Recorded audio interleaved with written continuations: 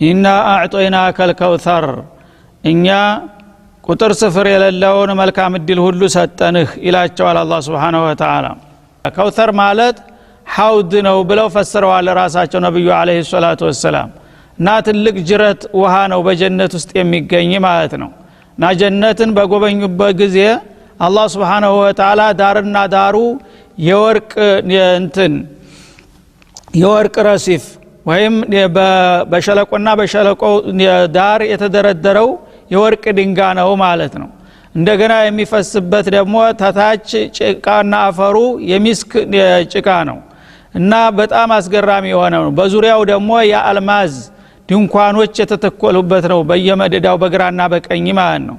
ያንን አስገራሚ የሆነ ወንዝ በማይበት ጊዜ ይሄ ምንድነው ጅብሪል ብዬ ስጠይቀው ይሄ እኮ ጌታ የሰጠህ ለአንተ ልዩ የመለያ ያደረገልህ ከውሰር የሚባለው ጅረት ነው በማለት ነገረኝ ይላሉ። እና ኩባያዎቹ የመጠጫ ኩባያዎቹ ተሰማይ ከዋክብት ይበዛሉ። ልክ እንደ ሰማይ ከዋክብት ስፍር ቁጥር የሌላቸው ናቸው። ድምቀታቸውም እንደዛው ማለት ነው።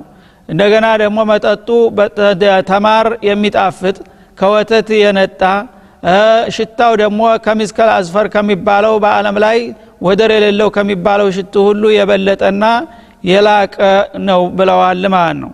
በዛ መልክ በጣም አስገራሚ የሆነውን መጠጥ ቦታ በማይበት ጊዜ ኡመቶችም ደግሞ የሚጠጡ መስለው ልክ እንደ ፊልም ተሰልፈው አየኋቸው።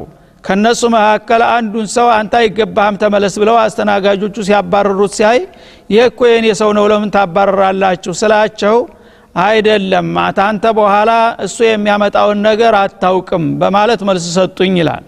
እና እንግዲህ ሙብተዲዕ ይሆናል ማለት ነው። መጀመሪያ በሱናው መሰረት የተጓዘ ሰው ነው ለዛ እድል የሚበቃው። አንዳንዶቹ ግን አንተ ያለህ ያንተ ተከታይ ቢመስሉም ትንሽ ቆይተው እንደገና አቋማቸውን የሚቀይሩና ከመስመር የሚያጋድሉ ሆነዋልና በዛ ምክንያት የሐውድ አይገባቸውም ብለው ነጥለው ሲያባረሩ አየሁኝ በማለት ከሱና ሰዎች እንዳያጋድሉና መስመር እንዳይለቁ አስጠነቀቁ።